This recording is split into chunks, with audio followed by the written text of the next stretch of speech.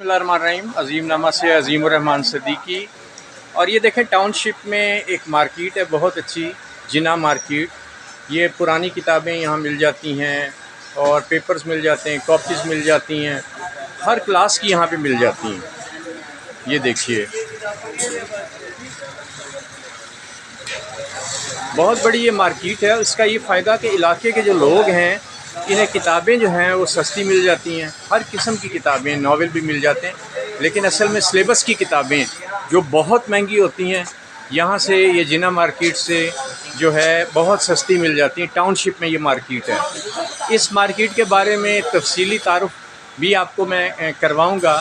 अभी आप ये देखें, ये बहुत सारी दुकानें हैं, और जब क्लासेस का आगाज़ होता है या एग्ज़ाम्स होते हैं, या बहुत ज़्यादा रश होता है, और ये एक खिदमत कर रहे हैं सारे जितने भी हैं,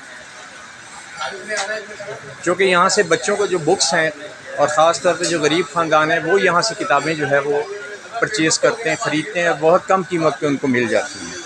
अज़ीम नामा से अज़ीमुर्रहमान सदीकी, और इसका इंशाल्लाह तफ़सीली तारुफ भी मैं करवाऊँगा। बहुत शुक्रिया।